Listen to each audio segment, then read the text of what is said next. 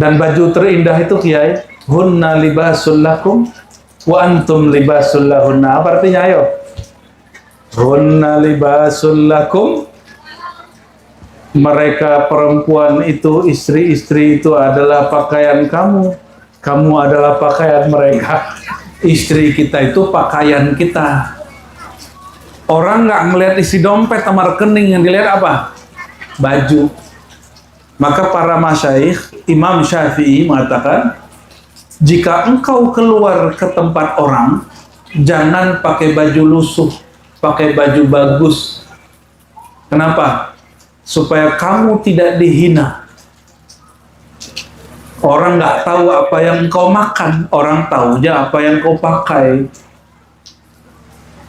Ya, tapi bukan berarti Imam Syafi'i ngajarin kita banyak gaya, bukan. Tapi gabungan antara ilmu zahir dan ilmu rohani. Kata beliau, jika disebut nama baginda Nabi Muhammad SAW, maka dianjurkan untuk berdiri. Kan kita nggak mungkin setiap saat nyebut nama beliau berdiri. Maka ulama-ulama kita mutaakhirin di kalangan ulama generasi terakhir, mulai dari Dardiri, Sakhawi, Barzanji ke belakang sampai kepada Habib Ali Al-Habsyi Simtudurar, itu kemudian mengajarkan ada khusus berdiri saat menyebut ya Nabi salam alaika atau marhaban marhaban, kita berdiri supaya tidak disebut su'ul adab kepada Nabi Muhammad sallallahu alaihi wasallam. Ya, masa orang lebih senang manggil yang gak jelas, tapi dia tidak mau memanggil yang sangat jelas, Nabi Muhammad SAW. Ini setiap malam maulid saya bacakan kalimat ini. Wa rafa'na laka dzikrak. Allah berkalam dalam surat Alam Nashrah itu ada kalimat paling penting, wa rafa'na. Siapa yang menyebut nama Nabi Muhammad SAW, maka dia ikut diangkat. Karena zikrak berarti ada zakirnya, ada mazkurnya. Zakir yang menyebut kita, mazkurnya Nabi Muhammad SAW. Yang disebut-sebut Nabi Muhammad SAW. Maka yang boleh viral di alam semesta ini hanya Nabi Muhammad SAW. Lalu kok ada orang viral pengajian, dia diikut sertakan dalam kemasyhuran Nabi Muhammad SAW. Jadi kiai-kiai ini nggak boleh berharap masyhur, nggak boleh. Dia ambil tugas warisan Nabi Muhammad SAW, maka pewarisnya Nabi Muhammad dimasyhurkan karena ikut Nabi Muhammad SAW. Hari ini kita pasti banyak maksiat daripada taat. Bahkan dalam taat pun kita maksiat. Maksiatnya orang sholat itu untuk mengingat siapa? Dalilnya mana? Surat Thaha ayat 14. Aqimis sholata lidzikri. Dirikan sholat, sempurnakan sholat untuk mengingat aku. Coba kalian sholat tapi nggak diterima, untuk apa sholat nggak diterima? Sama kayak orang kerja nggak ada gajinya, sama kayak makan nggak ada rasanya. Mau begitu? Iman itu belum manis kalau belum sampai di bab satunya, bab kerelaan. Nih perhatiin ya.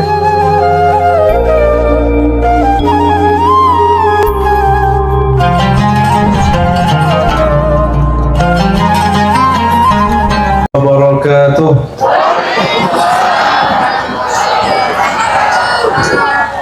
Alhamdulillahi Rabbil Alamin ala kulli halin wa fi kulli halin.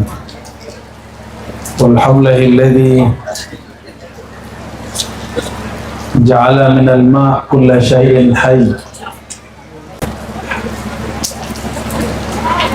Asyhadu an la ilaha illallah.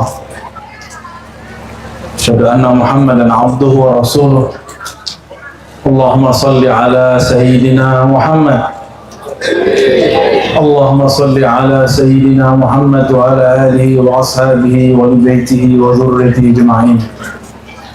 Amma ba'du. Gimana? Kedinginan nggak? Waduh, apalah dayaku tak sanggup menghangatkanmu.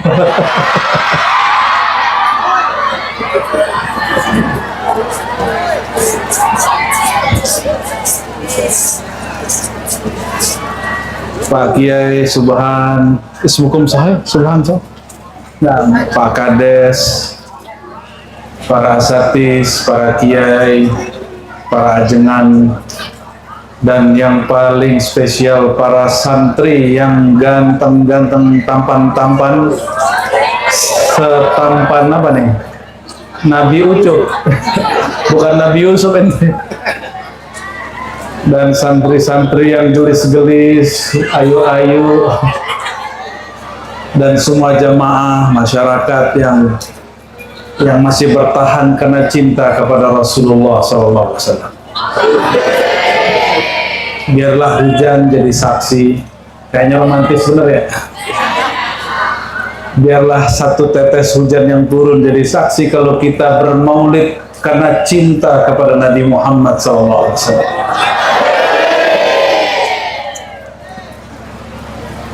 Kalau di hadis itu disebutkan ada dua air yang memadamkan neraka, dua cairan, satu air mata karena takut kepada Allah, yang kedua air keringat dan darah yang mengalir saat berjuang fisabilillah.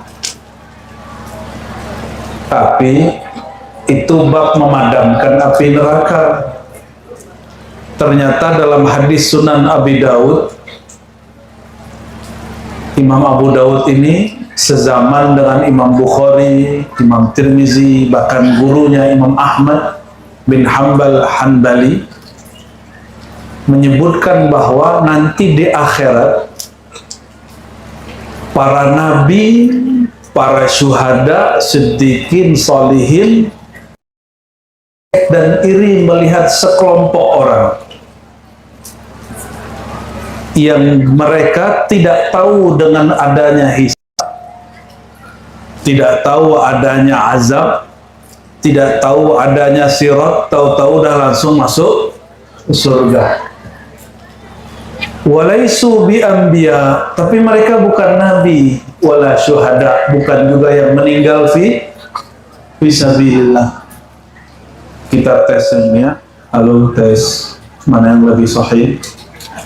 Ayyuhuma asah, haza wala haza.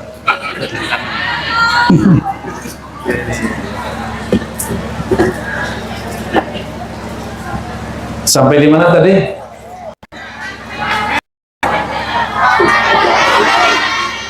Ya. Lalu sebagian para nabi dan para syuhada tersebut bertanya, ya Rasulullah, ya Allah, itu kelompok siapa? Mereka kok langsung sampai di surga, tidak dihisab, tidak diazab. Lalu ada jawaban, tidak disebutkan yang menjawab siapa, tapi yang pasti itu jawaban dari Allah, disampaikan ke malaikat-malaikat, disampaikan ke Nabi Muhammad sallallahu alaihi wasallam. Apa jawabannya? Hum al-mutahabbuna fiyya. Mereka yang tidak dihisab itu, halo? Ini yang gelis-gelis ini ramai benar ini ya. Lagi ngeliat yang mana? Cakepan itu apa itu?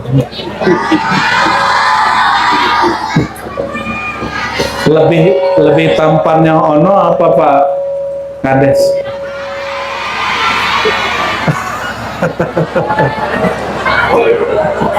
Ya iyalah, itu belum punya gaji, itu udah punya gaji. Kalau sama itu menikah, lapar dikasih doa, Allahumma ya Allah lapar. Kalau sama beliau dikasih nomor rekening.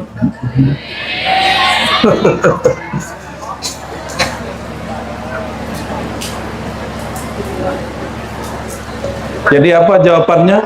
Hum al-mutahabuna fiyya.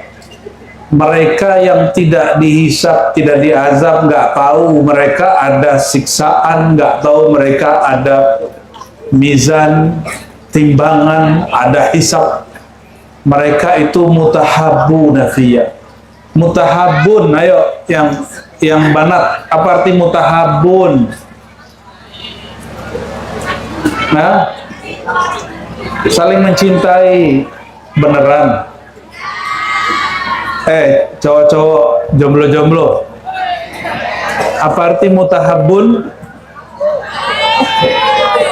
Kalau orang Jawa biasanya mutahabbun gitu ya. Al-mutahabbuna dari kata apa? Tahabba, ya tahab gitu. Emang begitu? Jangan-jangan salah lagi. Al-mutahabbuna fiyya. Fiyya, kalimatnya apa? Fi ada ya yang mutakallim, yaitu Allah. Itu mereka larut asik syahdu dalam mencintai aku. Jadi satu kelompok nanti minimal 70.000 orang, dan 70.000 bawa lagi 70.000. Mereka masuk surga dan mereka nggak tahu kalau ada. Jadi ada yang tugasnya kayak KPK atau KPK, si pemberantasan korupsi cinta. Ada jaksa, ada pemeriksanya itu. Ada yang nimbang, ada yang nge-audit, ada yang ngecek satu persatu. Itu mereka nggak ngerti, bahkan ada namanya sirat. Coba yang kalian tahu tentang siratal mustaqim apa?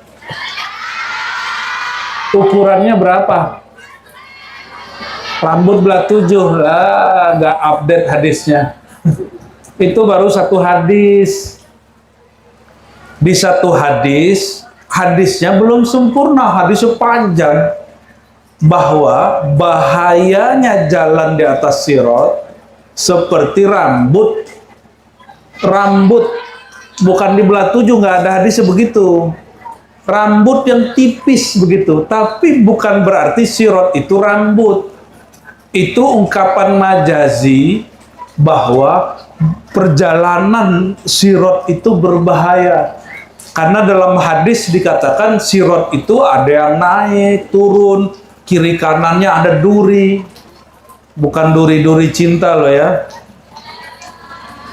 Tahu duri cinta nggak? Dia menyakitkan tapi merindukan. Menyakitkan tapi kita kangen mulu gitu ya. Ya preketel, PREET. Tanya sama ibu-ibu tuh ya, sama bapak-bapak ini. Tengkar-tengkar tapi masih tinggal bareng ya kan. Betul nggak Pak? Yang sampai hari ini nggak pernah cekcok sama bininya, angkat tangan. Aneh kasih duit, kalau nggak aneh kasih ini nih. Tapi sumpah demi Allah, Kiai aja nggak berani ngangkat tangan. Betul Kiai? Ya, Kiai ajengan nggak berani angkat tangan. Kenapa? Lah, yang paling berat diuji urusan rumah tangga ya Kiai sama ajengan. Kenapa? Kiai laku keras. Banyak yang mau. Istrinya harus punya pertahanan kuat toh. Ya, sesekali harus ngetusin gitu ya. Cemberut-cemberut cinta namanya itu ya. Jadi sirat itu nggak seperti yang orang ceritakan. Apalagi yang dulu zaman-zaman kita kecil Kiai, ada buku Alam Barzakh, Alam Akhirat. Isinya apa? Malah pornografi. Ya, di sorga orang nggak pakai baju. Masuk neraka nggak pakai baju, lucu. Tapi itu dinikmati, ternyata itu modus. Merusak orang-orang yang sekarang sudah jadi bapak-bapak ini, biar senang sama pornografi. Ya. Pakai hadisnya benar, pakai hadis Aisyah, tapi maksudnya nggak benar. Sayyidah Aisyah mendengar Nabi berkalam bahwa Nabi SAW mengatakan, nanti manusia di padang mahsyar nggak pakai baju. Kata Sayyidah Aisyah, loh, masa begitu wahai baginda? Apa jawaban Nabi SAW? Boro-boro mikirin baju. Ya, mikirin napas saja sulit. Tapi itu khusus orang yang tidak mengenal Nabi Muhammad SAW. Orang yang mengenal, dia nanti dikasih baju. Dan baju terindah itu, Kiai, hunna libasul lakum wa antum libasul lahunna. Apa artinya, ayo? Hunna libasul lakum, mereka perempuan itu, istri-istri itu adalah pakaian kamu. Kamu adalah pakaian mereka. Nggak ngerti ya? Kalian nggak ngerti. Nah, ini bapak-bapak ini harus ngerti. Istri kita itu pakaian kita. Orang nggak ngelihat isi dompet sama rekening, yang dilihat apa? Baju. Maka para masyayikh, Imam Syafi'i mengatakan, jika engkau keluar ke tempat orang, jangan pakai baju lusuh, pakai baju bagus. Kenapa? Supaya kamu tidak dihina. Orang nggak tahu apa yang kau makan, orang tahunya apa yang kau pakai. Ya, tapi bukan berarti Imam Syafi'i ngajarin kita banyak gaya, bukan. Kalau kita punya barang, ini sering saya kasih pertanyaan, nggak tahu jawabannya di sini sama nggak? Yang enak dikasih pertanyaan tuh cewek-cewek, yang cewek-cewek aja deh. Kalian ngasih hadiah ke ono, ke jomblo-jomblo. Hadiah nih. Hadiah apa misalnya? Sarung atau kopiah. Kalau kopiah atau sarungnya dipakai, seneng nggak? Kenapa? Merasa itu dia. Satu kali sahabat Nabi nanya, ya Rasulullah, aku suka pakai baju yang bagus-bagus, pakaian bagus-bagus, bagusin rumah, pakai cincin, semuanya disebut. Apakah itu disebut sombong? Apakah itu disebut riya? Ini jawabannya bukan ke kalian. Lalu Nabi nanya, enggak. Apa jawaban Nabi? Innallaha yuhibbu ayyara athara ni'amihi ala abdi. Hadis Imam Tirmidzi, hadisnya hasan. Allah senang melihat ada bekas nikmat Allah tampak dipakai oleh seorang hamba. Ya, jadi jangan cowok-cowok ini jangan jelek-jelek gitu bajunya. Itu pakai deodoran nggak keteknya? Hah? Wajib loh pakai. Zaman now, apalagi di daerah Riau, panasnya, kata orang Jakarta panas, lebih panas di sini.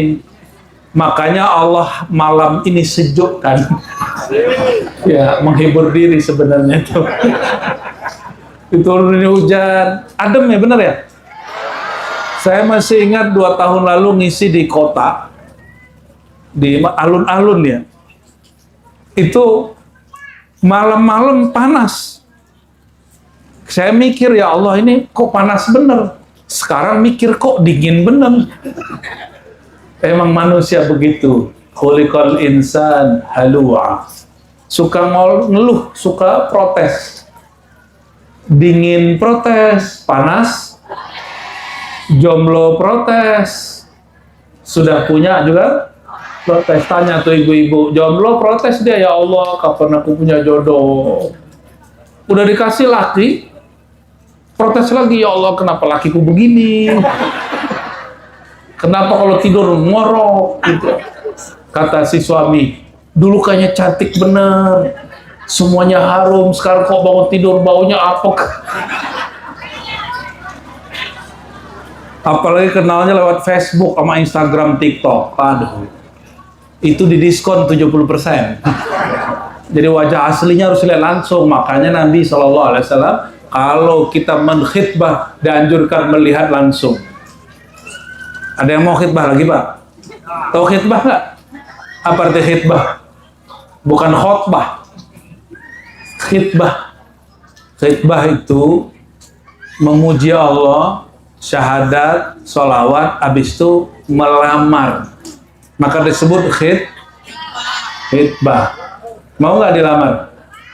Jangan sekarang, kiainya masih ngajar. Emang kalian udah siap ngelamar mau?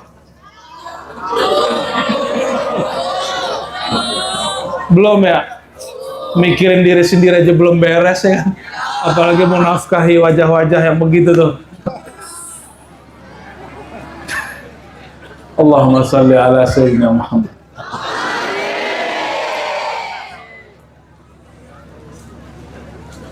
Maulid itu hukumnya apa sih? Bid'ah ya? Halo, bid'ah. Orang ono mana tuh? Bunian. Orang Bunian mana tahu bid'ah nggak bid'ah. Paling ikut ngaji. Tapi belakangnya siapa itu? Jangan-jangan orang Bunian.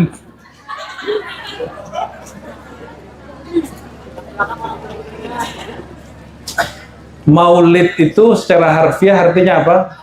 Walada yalidu wiladatan fahuwa walidun wadhaka mauludun maulidun. Oke. Aulid gitu ya. Disuruh melahirkan kayak. Maulid itu artinya bisa time, bisa tempat kelahiran, bisa waktu, sama dengan masjid. Masjid itu bisa artinya tempat sujud, bisa artinya waktu sujud. Maka Maulid Nabi Muhammad SAW, kalau tempatnya di mana? Tempatnya di Mekah. Wafatnya tahu dari mana? Dapat ilham barusan. Nabi Muhammad SAW lahir, itu yang lahir Muhammad bin Ab, seorang sahabat. Ya ditanya, lebih tua kamu atau Nabi Muhammad? Hadis Imam Tirmizi. Ya. Ibn Quthaif, seingat saya namanya. Lalu apa kata dia? Waktu Abraha masuk ke Mekah, itu namanya apa? Abraha itu siapa?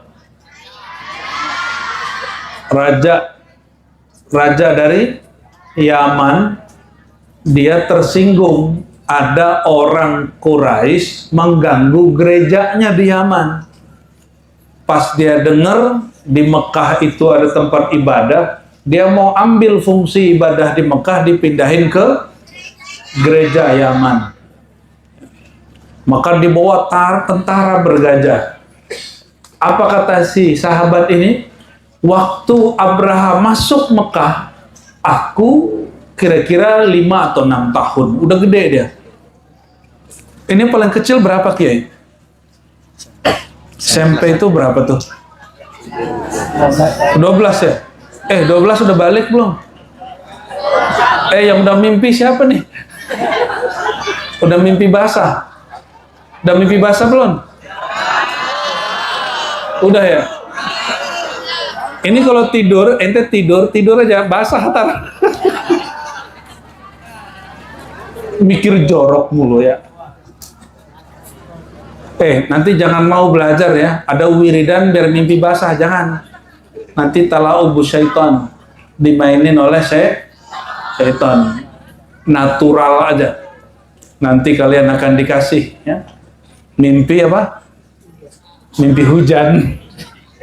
Allahumma sholli ala Muhammad. Kata sahabat ini, waktu perang Fil, perang gajah, aku kira-kira berumur 5 atau 6. Itu Nabi Muhammad baru lahir, Muhammad bin Ab. Tapi beliau mengatakan kalau nongol aku duluan. Tapi kalau tuaan Nabi Muhammad SAW, lakinnahu huwa akbar minni.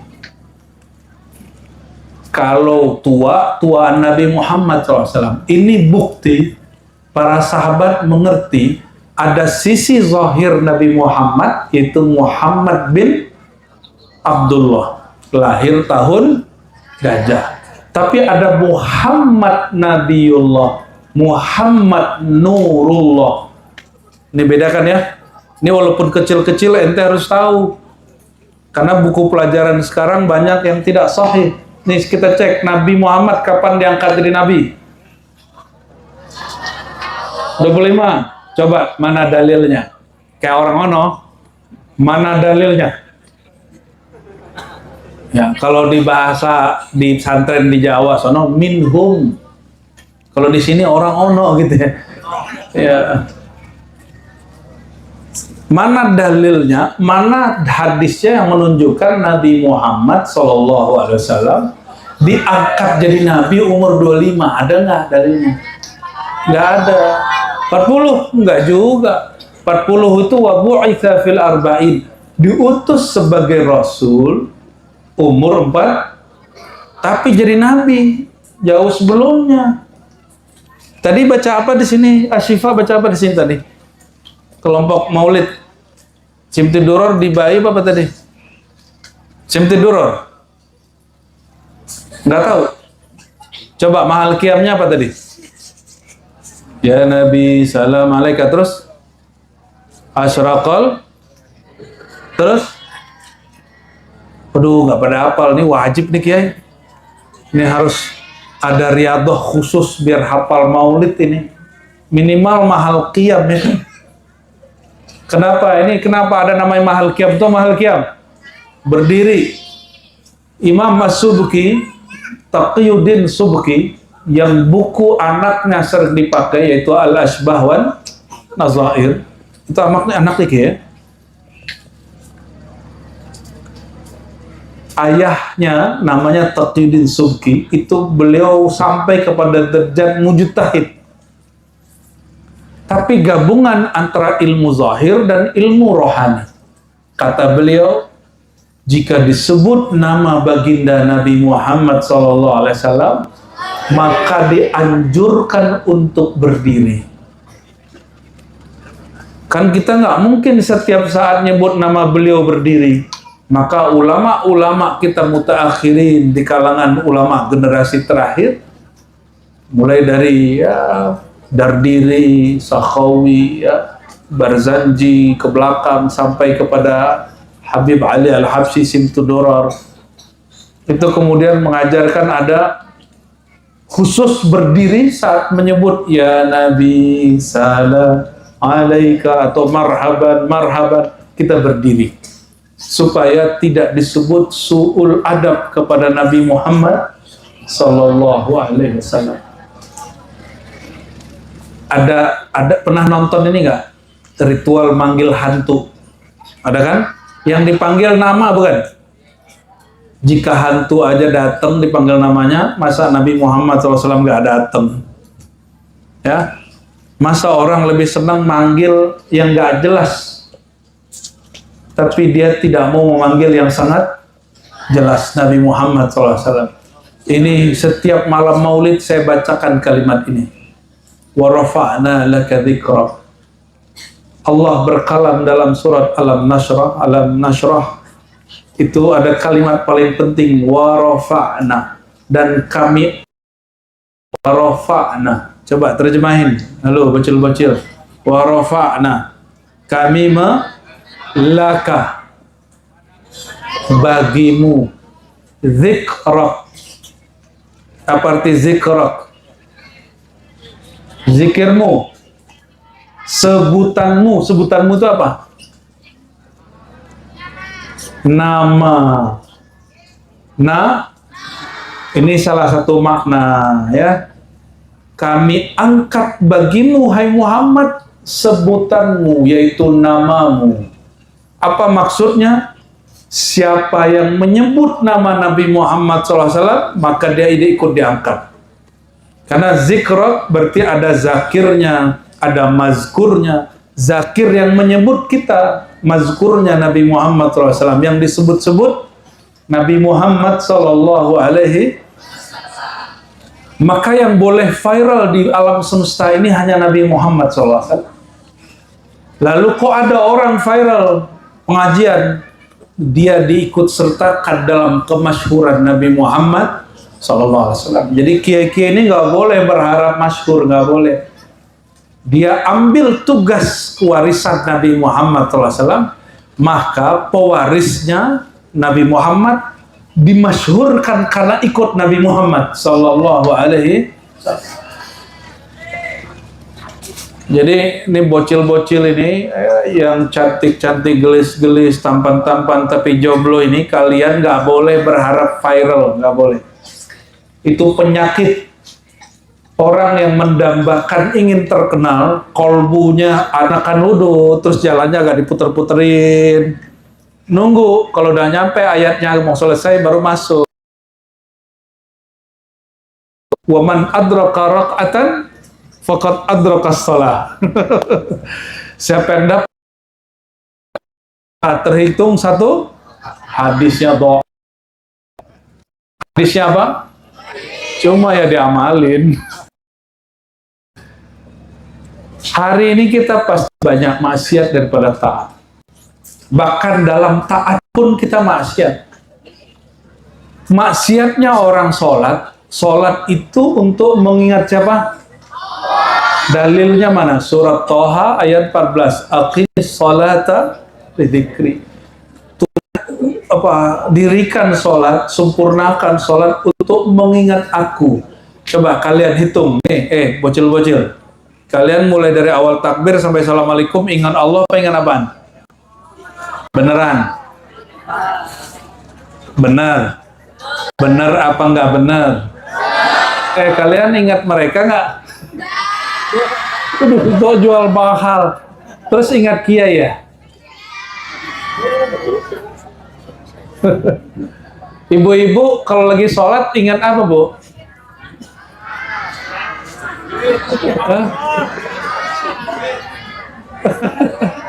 Tuh kan? Udah macam-macam tuh. Ingat jemuran. Ente ibu-ibu. Sudah 3 kali ente. Jangankan orang awam, ustadz aja, kalau sholat belum tentu ingat Allah.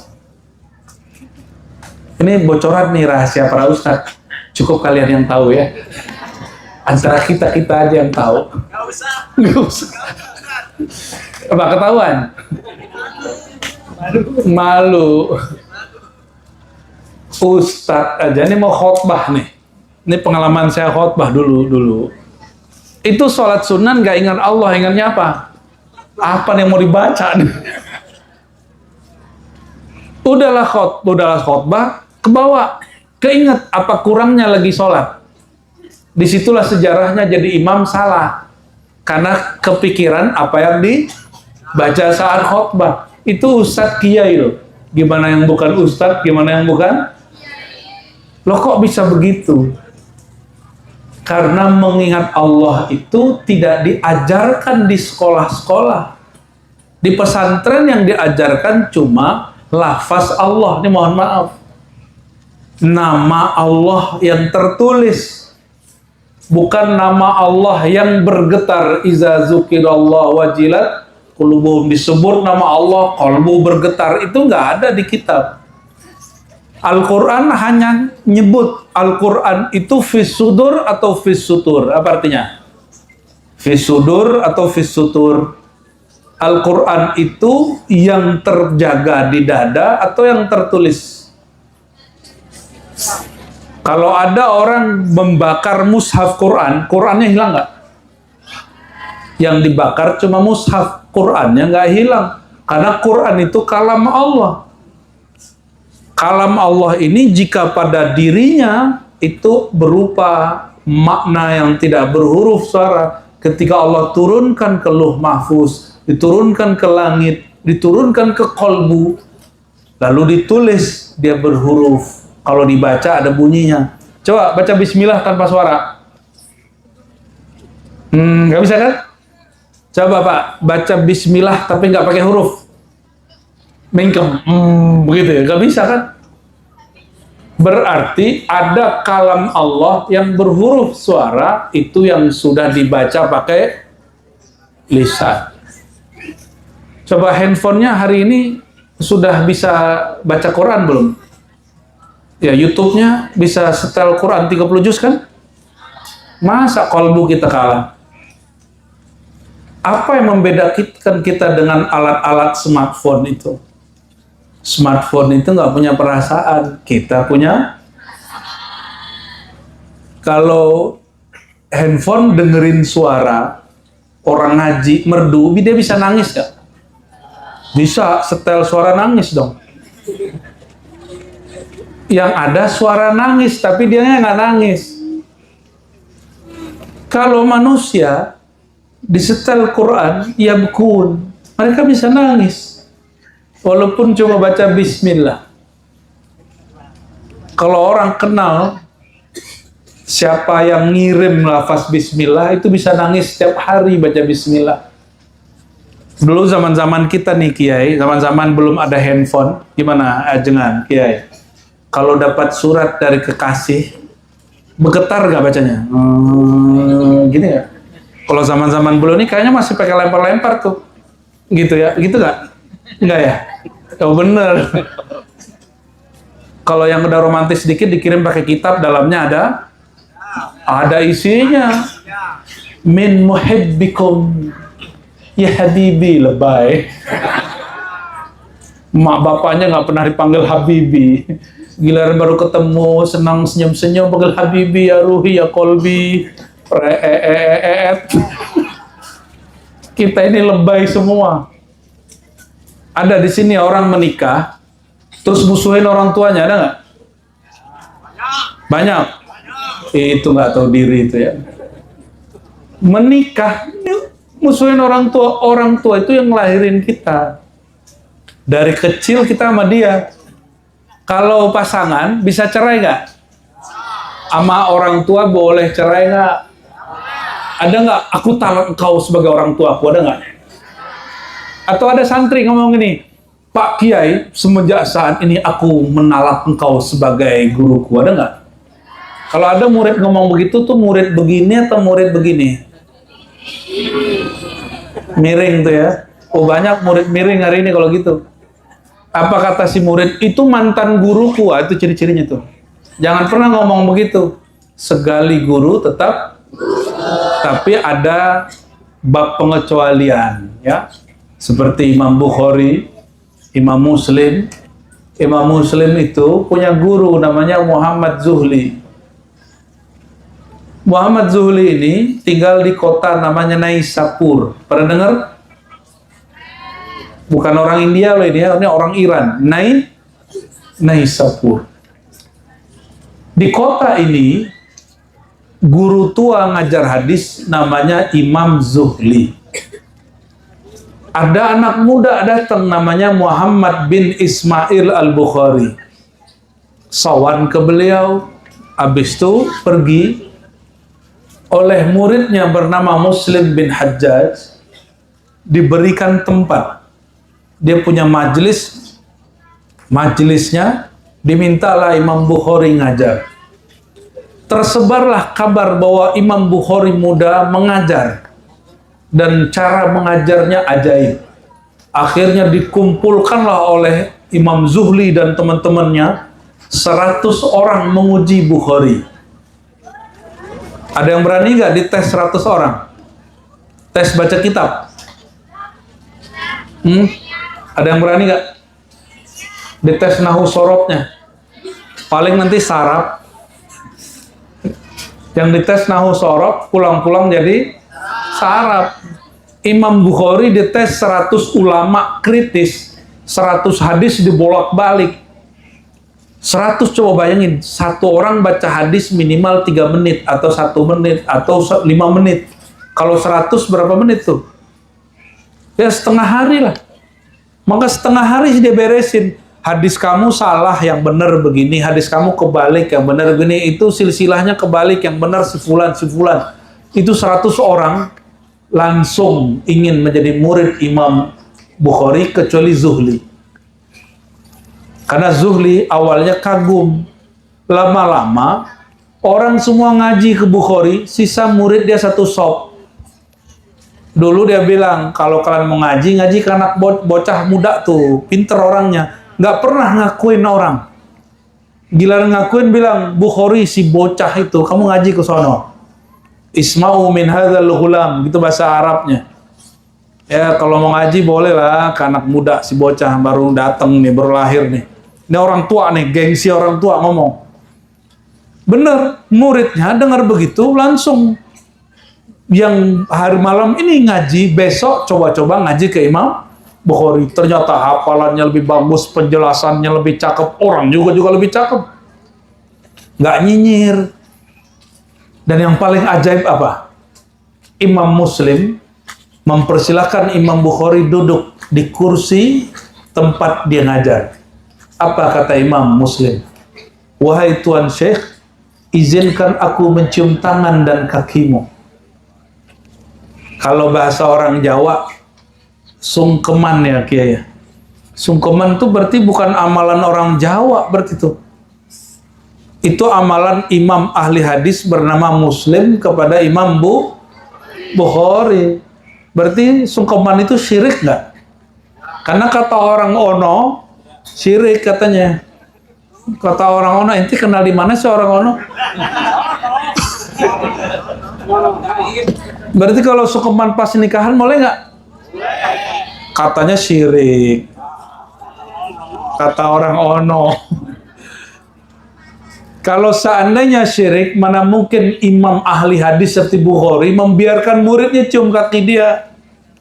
Mana mungkin imam ahli hadis yang kitabnya di bawah sedikit Imam Bukhari bernama Muslim, dia mencium kaki dan tangan gurunya? Nggak mungkin. Saking syahdunya kejadian itu, tambah banyak muridnya, murid tambah banyak. Tapi Imam Muslim masih ngaji kepada Zuhli. Satu kali, ada orang madu domba antara Imam Bukhari yang masih muda dengan Imam Zuhli yang sudah sepuh.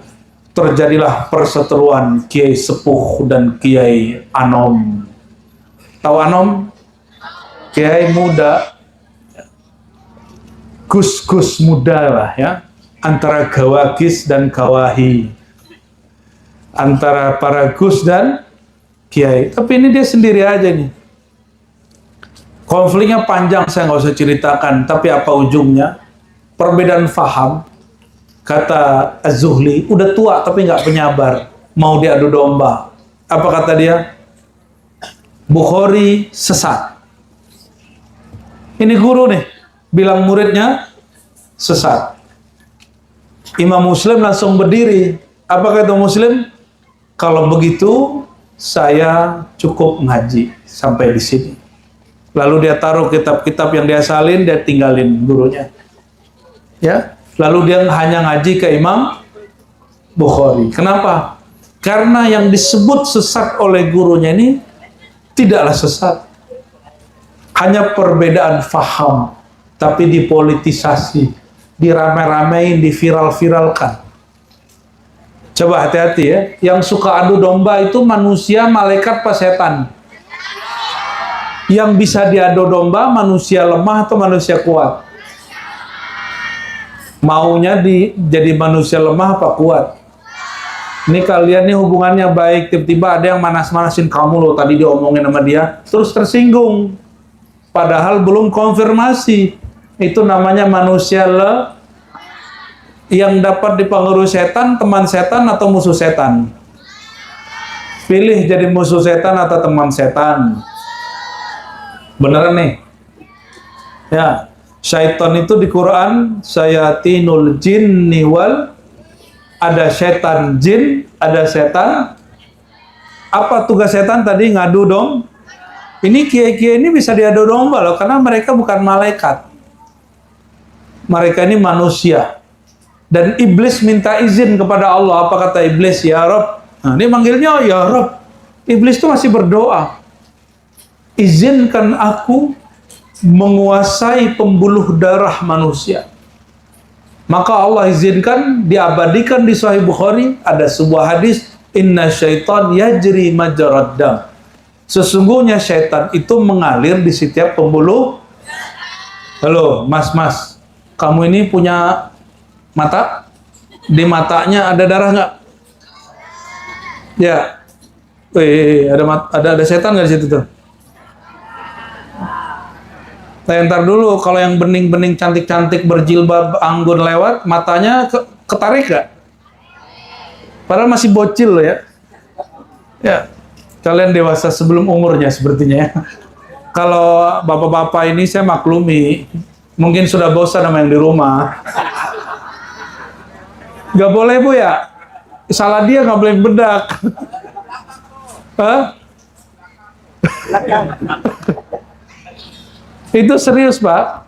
Saya dulu pas ngajar awal-awal di satu masjid besar di Jakarta, yang kemarin sempat ramai karena kedatangan pemimpin agama lain ya. Dulu banget, umur tahun 2009. Ada satu kelas hadis. Pas kita lagi ngambil sendal yang dititipkan, itu ada perempuan cantik ya, luar biasa, tinggi ya setinggi telingaku lah, tapi badannya masya Allah, aduhai, serius sedikit ya. Tapi saya nggak berani lihat, cuma lihat pas jatah doang. Lakan nazratul ula, bagimu pandangan pertama, kita lama-lamain lihatnya. Hadis dhaif lagi ya. Yang kedua syaitan. Kita nggak berani ngeliat yang kedua karena ingat hadis dhaif itu. Tapi yang tempat kita naruh sendal, matanya nggak berhenti Pak. 3 menit itu orang masang sepatu sendal, diperhatiin dari ujung rambut sampai ujung kaki. Saya tanya, Mas, gitu amat ngeliatinnya? Kita nanya gitu nih sama yang jaga sendal, apa jawabannya? Ya, yang di rumah gitu-gitu aja katanya. Loh, saya tuh mau marah. Ya, kita bukan ustadznya, bukan bapak dia juga ya. Kalau saya bapak istrinya, kita akan marah. Salah kamu nggak dandanin binimu. Dulu anakku aku kasih ke kamu masih bening, sekarang kok jadi keriput. Kok sekarang mukanya jadi kacau. Itu kan salah suaminya tuh. Maka ada orang barat mengatakan, pernikahan itu awal perbudakan. Mau nggak diperbudak? Benar. Tapi cinta itu perbudakan loh ya. Kata orang barat. Karena mereka nggak ngerti ma'rifatul hub. Tidak mengerti ma'rifat cinta. Kalau orang kenal ma'rifat cinta, cinta dan perbudakan itu beda. Perbudakan itu orang merdeka dihina. Kalau cinta, orang hina dimuliakan. Cinta itu punyaku jadi punyamu. Kalau perbudakan punyamu jadi punyaku. Beda nggak? Kalau kita cinta sama orang, punya kita serahin ke dia dengan sukarela. Kalau perbudakan gimana? Punya kamu jadiin punyaku. Mau atas nama agama kayak mau atas nama ya, terserah lah itu ya. Kena lagi rame masalah perbudakan maka tadi saya mempraktekkan ini bukan ini Kiai ya. Jadi waktu ada yang mau khidmat pakai payung, sengaja saya nggak mau, sengaja, walaupun dia niatnya baik mengambil berkah, tapi karena lagi rame bab perbudakan atas nama kiai, habaib dan para ustadz, jadi kita mengurangi itu, ya. Tapi kalau orang cinta, jangankan hartanya, dirinya dikasih, benar nggak? Kayak udah tahu cinta aja ya. Kalau orang udah cinta, kehormatannya dia kasih, hartanya dia kasih, itu kalau udah cinta. Saya mau tanya, ini sudah yakin belum imannya diterima Allah? Tapi beriman nggak? Terus ngapain beriman kalau nggak yakin diterima Allah? Yakin berubah deh. Halo Pak Ustadz. Gimana? Sholat tapi nggak diterima. Untuk apa sholat nggak diterima? Sama kayak orang kerja nggak ada gajinya. Sama kayak makan nggak ada rasanya. Mau begitu? Iman itu belum manis kalau belum sampai di bab satunya, bab kerelaan. Nih perhatiin ya, perhatiin. Menikah, kenapa orang bahagia? Karena dia sudah ridho kepada pasangannya. Coba naikin rasa ridho ini ke Allah. Apa kata Nabi SAW? Dzaqa ta'mal iman man radiya billahi rabbah. Hadis ini Sahih Bukhari. Pasti merasakan nikmatnya iman orang yang mulai rela, sukarela menerima dirinya sebagai hamba, Allah sebagai Tuhan yang menciptakan, yang mengatur hidupnya. Kita terima takdir kita hari ini. Ada yang masih kurang terima takdirnya nggak? Ada. Ini kalian pernah dibully nggak? Pernah dibully? Terus gimana? Pas dibully kabur, minta berhenti atau lanjut? Lanjut jadi santri? Beneran nih? Setiap orang itu ada ujiannya. Kalau kalian sekarang dibully nggak lolos, nanti gimana kalau dibully udah jadi kiai? Bisa-bisa bunuh diri. Masa kiai bunuh diri? Atau minimal, ini kalau orang nggak kuat dibully ya, dia akan meninggalkan prinsipnya lalu mengikuti prinsip orang yang membulinya supaya dia diterima. Ada yang begitu nggak? Itu nggak usah jadi cowok, itu jadi banci aja. Ya, yang meninggalkan prinsip dia karena takut dibully lalu ikut prinsip orang, tinggalin paham dia, gaya dia lalu ngikutin gaya orang, itu nggak usah jadi cowok, jadi cewek aja. Tapi cewek emang begitu juga? Enggak juga ya, alhamdulillah. Berarti jadi banci aja dia ya. Apa kata Imam Athaillah Sakandari? Min jahlil murid. Nah, disebut murid. Ciri-ciri santri blow on, tuh bahasa kasarnya tuh. Kalau bahasa halusnya, ciri-ciri santri tidak mengerti. Pilih mana, bahasa yang mana yang halus, yang kasar? Biar kena langsung yang mana? Ciri-ciri santri blow on bodoh, ayat truka yaqinan indahu, dia tinggalkan prinsipnya, keyakinannya, fahamnya, gaya hidupnya yang sudah benar. Kenapa? Mengikuti persepsi orang, mengikuti pikiran orang.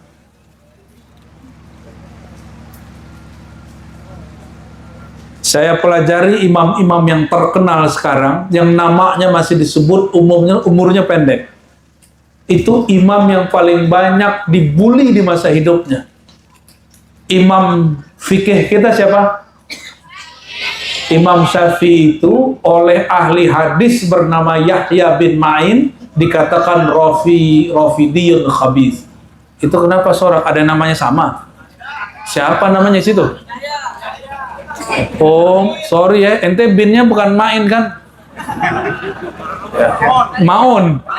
Maun berarti itu dong, surat Al-Maun.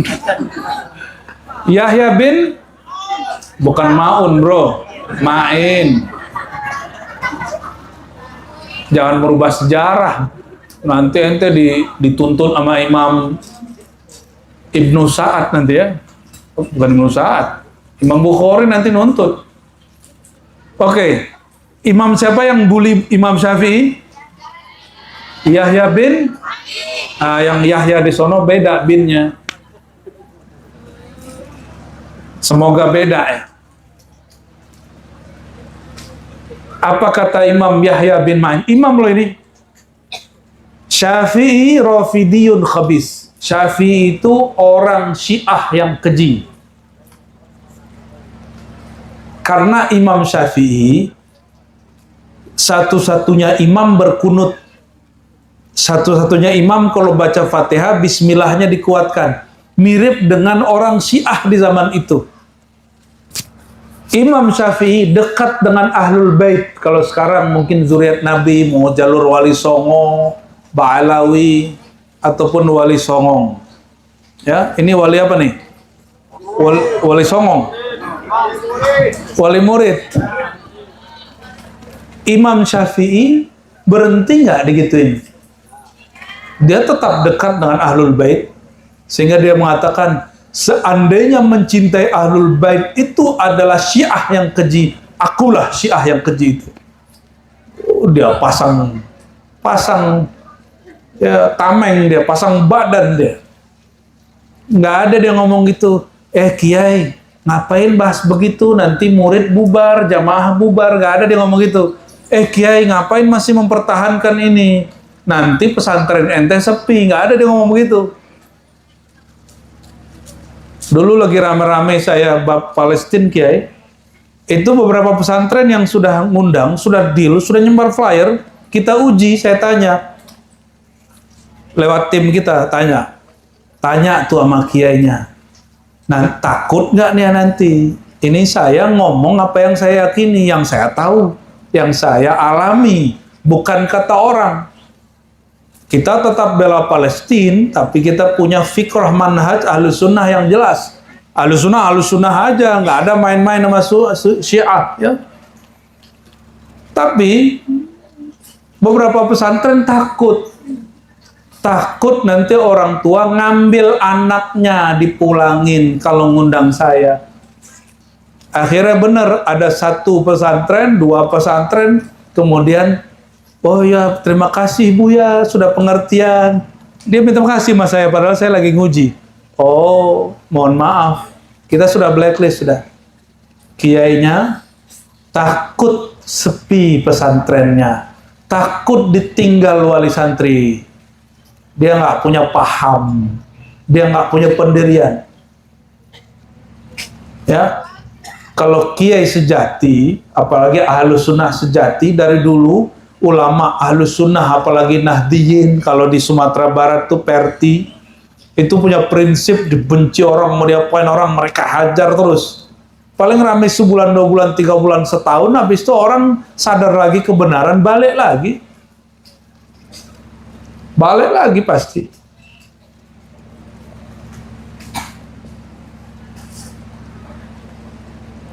Gimana Kiai? Aman Kiai ya? Insya Allah. Kalau aswajanya tulen, itu aman sama saya. Kalau aswajanya setengah-setengah, itu nggak aman. Ya. Alhamdulillah. Sok merasa aswaja lah kita ya. Astaghfirullahalazim. Itu imam siapa tadi? Imam? Bukan yang dibully. Yang dibully siapa? Imam kita, Imam Syah. Coba imam yang kalian kenal, imam siapa lagi? Hanbali. Lah ya bener, Abi Syafi'iyah Hanbali. Tapi yang lain ya nggak, yang sulit sedikit lah. Apa? Apa Kiai? Sanusi. Waduh, banyak bener. Cerdas-cerdas juga nih santrinya nih. Atu aja, atu. Apa? Imam siapa? Al-Maturidi. Asy'ari dulu lah ya. Maturidi kan jauh. Imam Maturidi ini wafatnya 333. Kalau Imam Asy'ari 324. Yang paling sering kita pakai sifat 20 Aqidatul Awam, mengikuti manhaj ajaran Imam Ash. Nah, tapi kalau saya insya Allah Oktober ini mau ziarah ke Imam Maturidi, ziarah kedua insya Allah. Kalau di Imam Maturidi dia beda lagi babnya. Oke, Imam Asy'ari. Imam ini sampai sekarang 90% lebih, 95 bahkan. Ahlus Sunnah di semua wilayah di dunia itu akidahnya Asy'ariyah. Ahlus Sunnahnya akidah apa? Jadi ada yang ngaku Ahlus Sunnah tapi ono.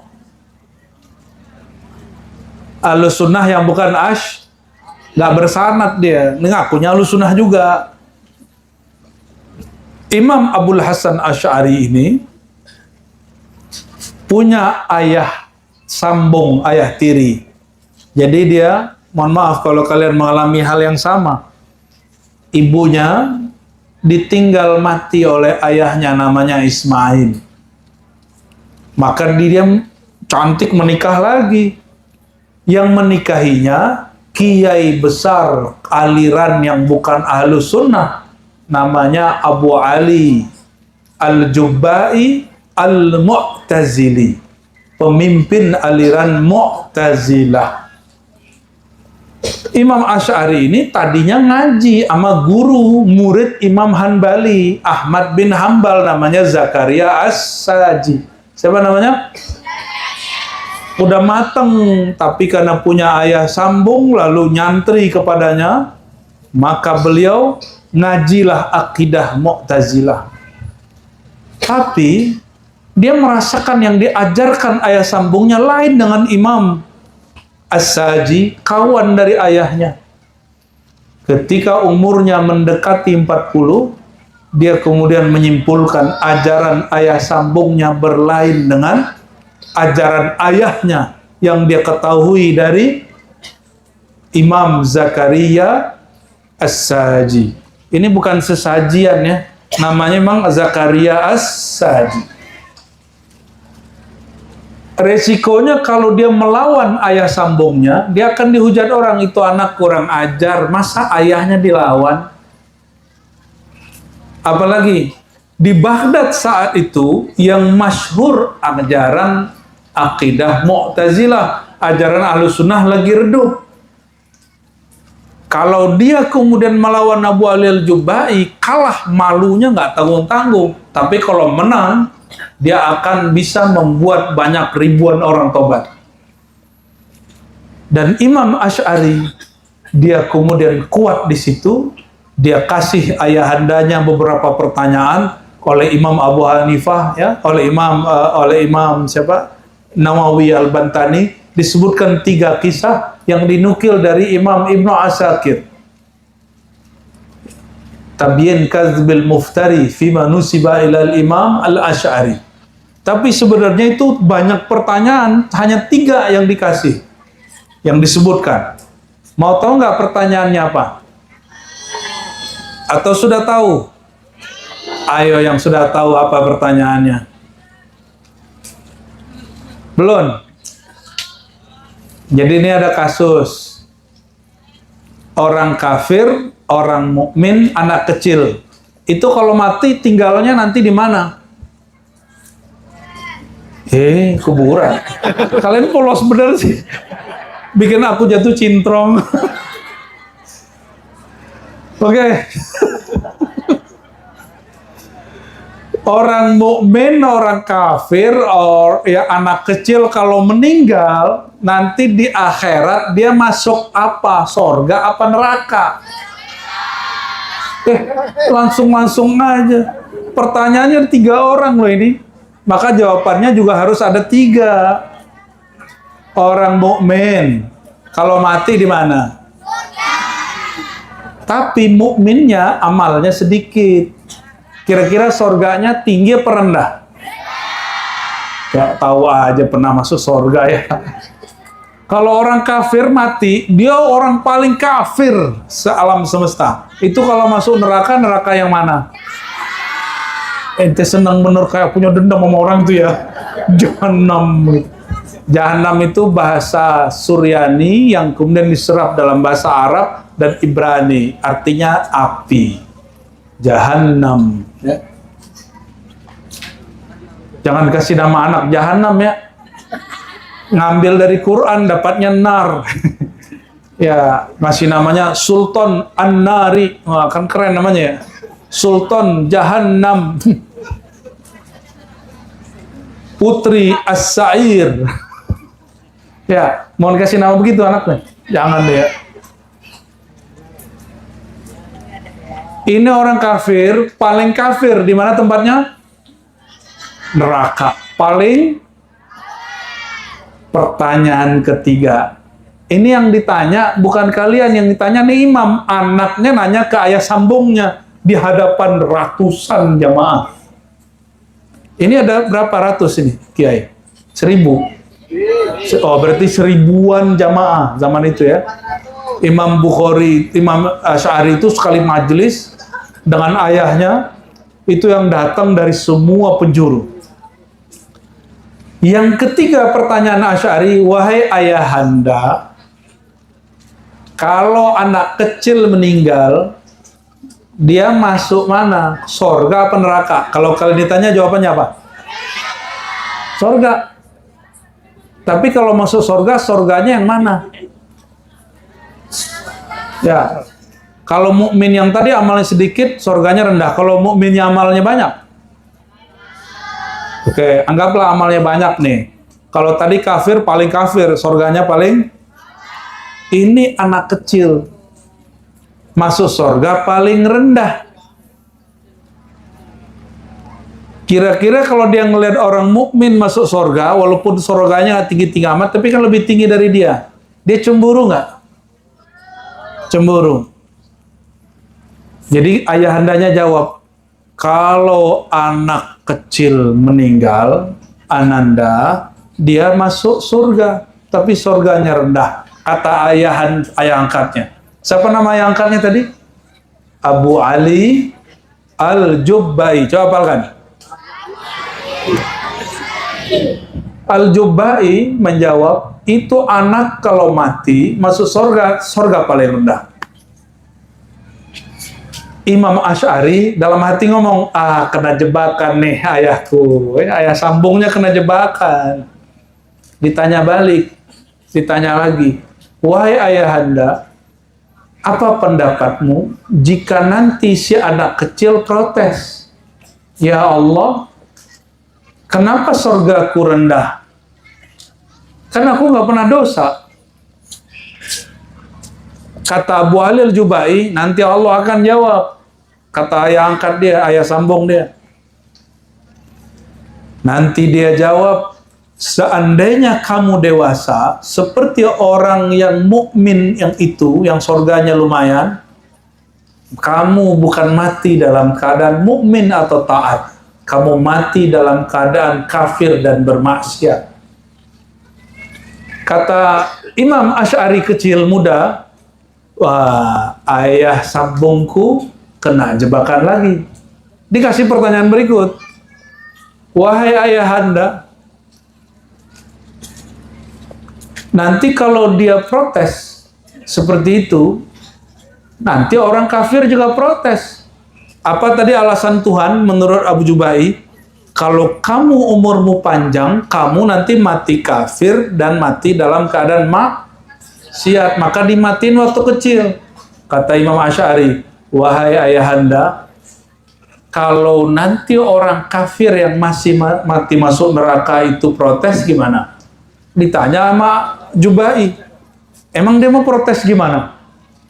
Dijawab oleh Imam Asy'ari, nanti dia protes, wahai Tuhan, kalau engkau tahu aku nanti mati kafir, kenapa nggak dimatiin kecil seperti si bocah kecil itu yang masuk surga walaupun surganya paling rendah? Al-Jubbai di situ bingung, mau jawab, salah. Akhirnya dia kemudian mengatakan, disitulah dia kalah. Jadi kalau cara ini ciri-ciri kalau debat sama orang untuk kita menang, orangnya kehilangan, ngomongnya udah nggak jelas. Bisa jadi ngomongnya ngerantul atau diem, ya. Atau orangnya jadi ngomong-ngamuk sama kita, ente goblok, ente, atau dia pakai air, itu orang udah kalah tuh. Akalnya udah nggak main. Jadi ciri-ciri orang kalah diskusi debat, gebrak meja, lempar, mulai kata-kata kasar, itu kalah debat tuh, ya. Sayangnya sekarang kayak gitu dipertontonkan di TV, Kiai, ya. Yang melakukan Syekh Rocky Gerung, qaddasallahu sirrahu, gitu ya. Dia permalukan lawan debat dia, ya kan. Cuma sayang dari pesantren masih jarang yang menunjukkan jago berdebat. Sayang, ya. Semoga nanti yang ahli-ahli mantik di sini bisa nunjukin cara berdebat yang lebih islami, yang kata-kata bodoh ya, kata-kata tolol nggak keluar ya. Amin, insya Allah, biar beda sama Syekh Kiai Haji Rocky Gerung Qadasallahu sirrahu ya. Kita kagum sama cerdas dia, cuma kata-kata itu muncul kita nggak berkenan aja sebagai seorang muslim yang belum sempurna ya. Kembali ke Imam Asy'ari. Kata Asy'ari, semenjak saat ini wahai ayahanda, aku lepaskan ajaranmu seperti aku melepas jubahku. Maka dilepas jubahnya. Padahal dia nggak pernah ngikutin juga. Ya. Habis itu dibully, disesatkan. Akhirnya beliau nulis ar-raddu ala kritik fulan. Tidak pernah dia berdamai sedikit pun dengan kelompok mayoritas. Karena beliau bertahan yang bermanhaj aliran Asy'ariyah terbesar di dunia. Bukan lagi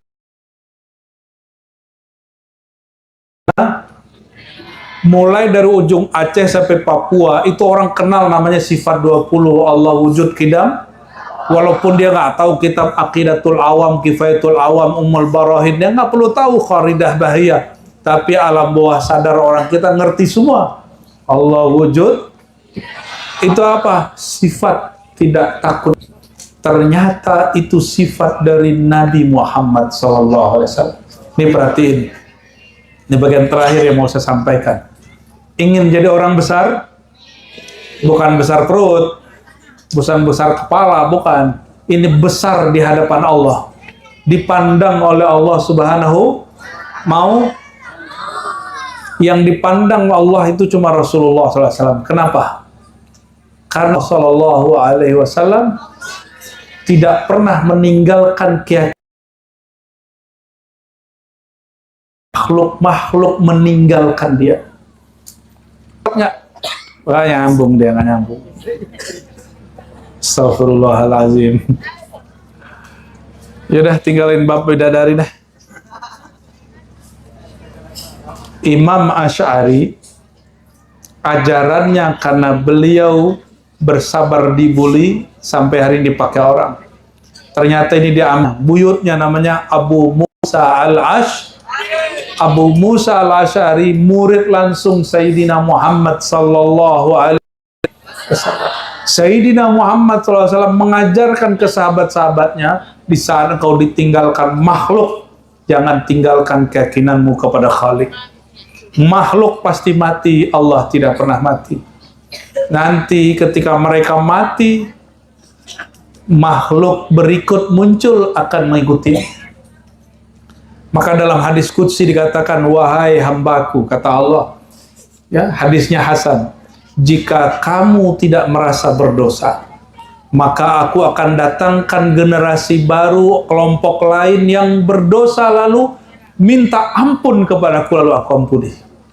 Jadi ternyata Allah itu lebih senang sama bapak-bapak, ibu-ibu ini yang mengaku merasa bersalah daripada orang yang merasa tidak pernah Orang merasa bersalah pasti minta ampun, tapi kalau nggak pernah merasa bersalah, Mas, itu istrinya pernah minta maaf nggak?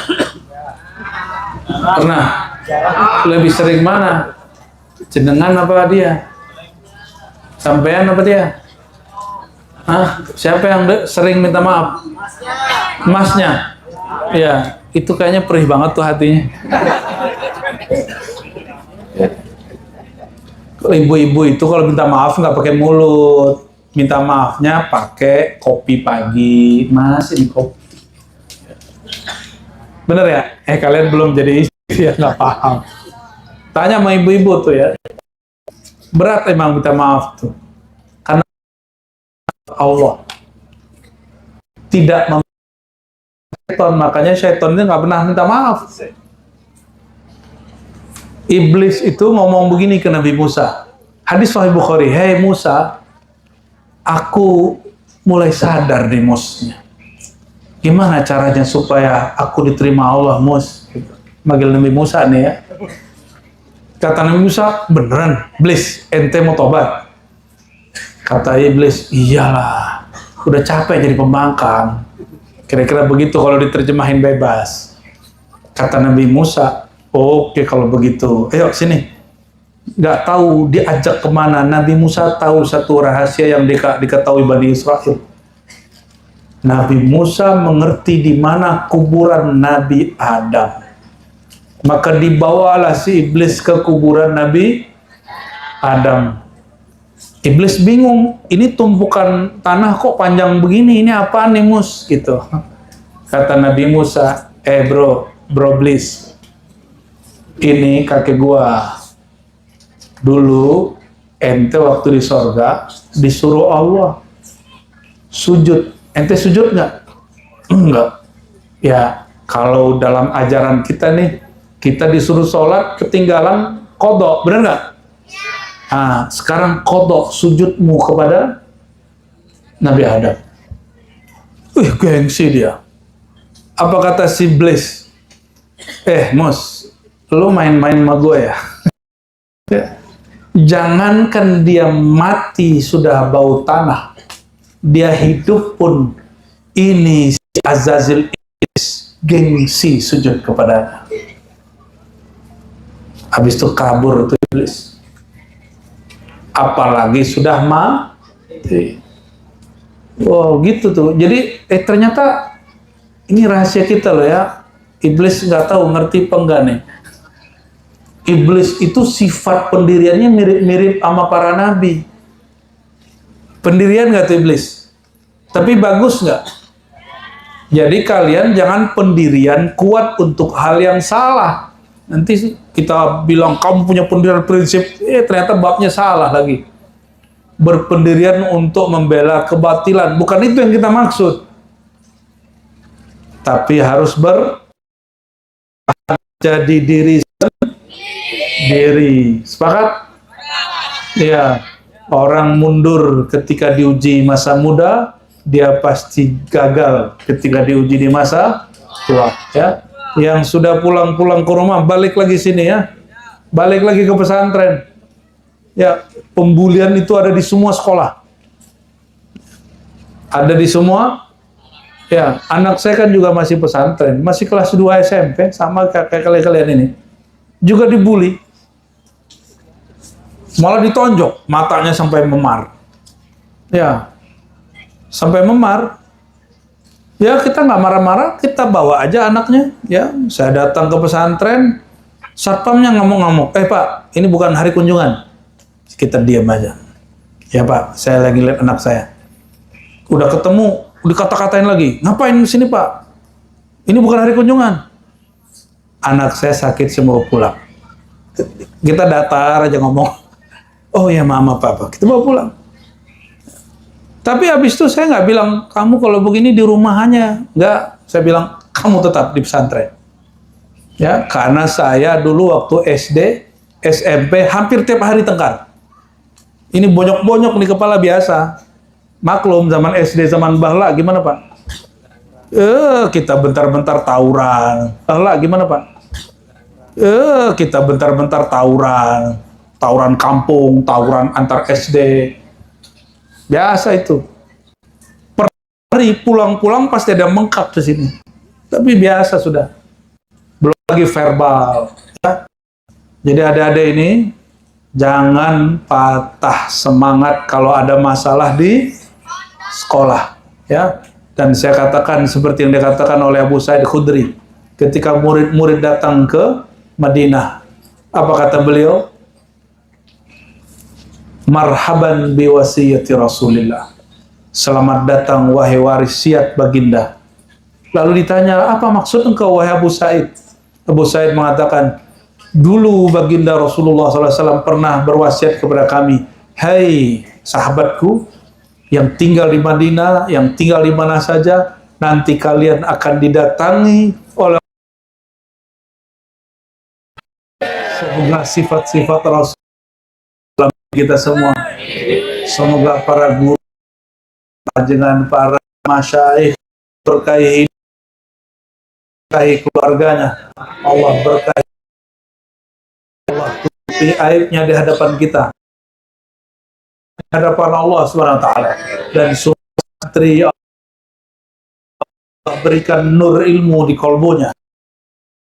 Saya Al-Muhammad SAW seperti kalam Sayyidina Muhammad SAW, sikap seperti sikap Muhammad SAW, dan nanti sukses berjuang Islam.